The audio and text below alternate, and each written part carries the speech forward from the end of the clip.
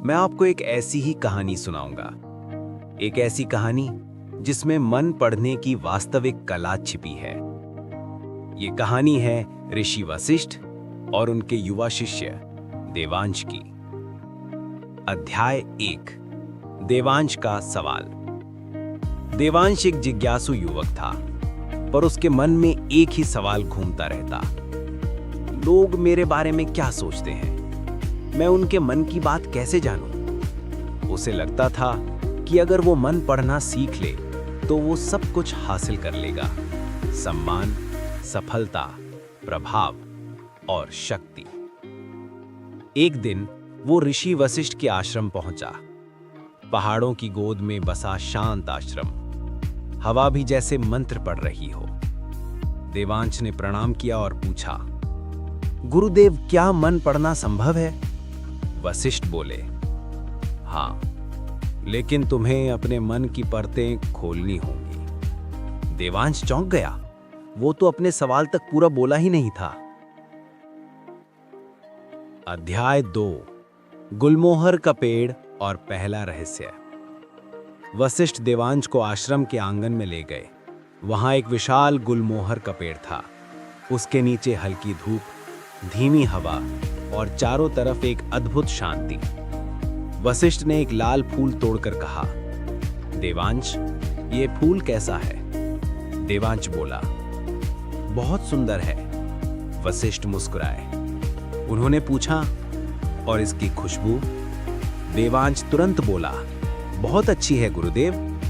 वशिष्ठ ने धीरे से कहा, तुमने इसे सूंघा ही नहीं। देवांश चुप। वो समझ नहीं पा रहा था कि आचार्य ने क्या पकड़ा। वशिष्ठ बोले, तुम्हारा मन यहां नहीं था। तुम इस बात में उलझे थे कि मैं तुम्हारे उत्तर से प्रभावित होऊंगा या नहीं। देवांश की आंखें फैल गईं। वो समझने लगा था कि मन पढ़ना जादू नहीं, ध्यान और अवलोकन है। अध्याय 3। ऋषि वशिष्ठ की पहली शिक्षा, मौन का अभ्यास। वशिष्ठ बोले, देवांश, मन को पढ़ने की शुरुआत मौन से होती है। उन्होंने कहा, आज से रोज 2 घंटे चुप रहो। ना बोलो, ना सोचो, सिर्फ अपनी सांसों को देखो। पहले दिन देवांश 5 मिनट भी शांत नहीं बैठ पाया। मन भागता, कल क्या होगा? लोग क्या सोचेंगे? गुरुदेव क्या सिखाएंगे?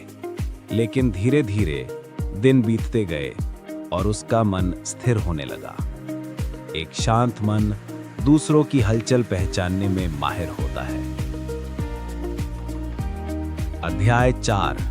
अंधे चरवाहे की कहानी। कई सप्ताह बाद वशिष्ठ ने कहा, देवांश, अब मैं तुम्हें एक कहानी सुनाता हूं। उसके बाद तुम मन पढ़ने के 7 रहस्य सीखोगे। कहानी, पहाड़ी चरवाहा और राजा का दूत।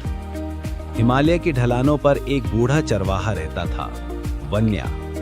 वन्या की आंखें कमजोर थीं, पर उसका मन तेज था।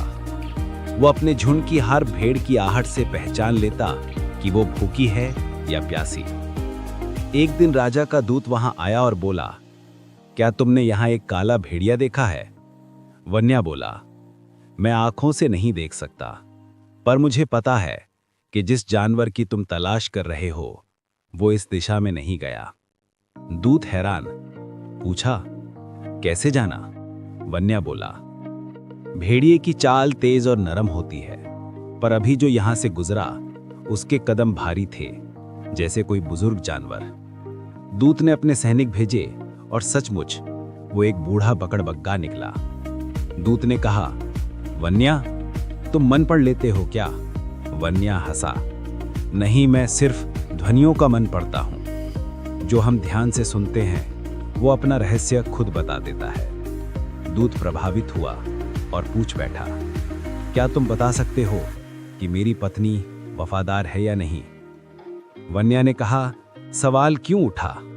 ठीक है, मैं बताऊंगा, लेकिन मैं अपनी लाठी नीचे नहीं रखूंगा। उसने दूत की पत्नी से कुछ सवाल पूछे। वो बार बार अपनी उंगलियां मरोड़ रही थी, नजरें चुरा रही थी, लहजा बदल रहा था।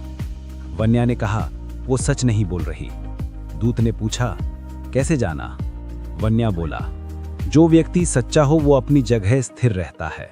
पर वो लगातार अपनी मुद्रा बदल रही थी। उसकी सांसें तेज थीं, शब्द टूट रहे थे और उसकी आंखें सच कह रही थीं। दूत समझ गया। अध्याय 5 7 रहस्य, मन पढ़ने की वास्तविक कला। वशिष्ठ ने देवांश से कहा, अब तुम भी लोगों के मन को समझ सकते हो। ये लो 7 रहस्य, इन्हें सीखो, समझो और साधो। 1 आंखें, मन की खिड़की। नजर सीधी है या भाग रही है? पलकें तेजी से झपक रही हैं। आंखों में चमक है या धुंध? आंखों में वो लिखा होता है जो होंठ बोलने से डरते हैं। 2 हाव भाव, शरीर का सच।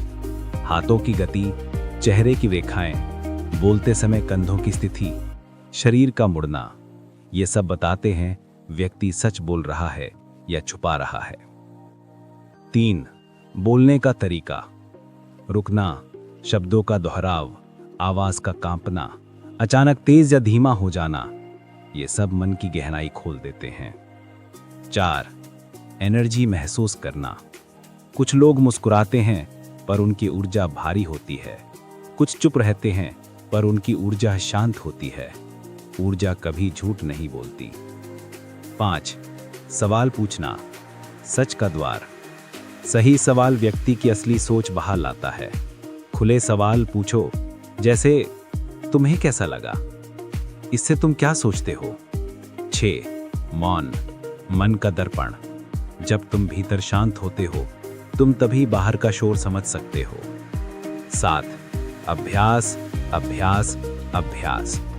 मन पढ़ना एक कौशल है। हर दिन इसका अभ्यास करो, हर दिन नए चेहरे पढ़ो, हर दिन गलतियों से सीखो। अध्याय 6 देवांश की परीक्षा। अत्यधिक गहरी बात। 1 महीने बाद वशिष्ठ ने देवांश को गांव भेजा। गांव में एक विवाद था। 2 भाई लड़ रहे थे। दोनों कह रहे थे कि दूसरा झूठ बोल रहा है। देवांश ने दोनों को देखा। एक सीधा बैठा था, दूसरा नजरें चुरा रहा था। एक के शब्द स्थिर थे, दूसरे के लड़खड़ा रहे थे। एक के हाथ शांत थे, दूसरे के कांप रहे थे। देवांश ने तुरंत पहचान लिया कि सच कौन बोल रहा है। गांव वालों ने आश्चर्य से देखा, देवांश अब मन पढ़ सकता था। अध्याय 7 अंतिम शिक्षा। जब वो वापस लौटा, वशिष्ठ ने कहा, मन पढ़ना मतलब लोगों को समझना, उनके दर्द को महसूस करना, उनके छुपे डर को जानना।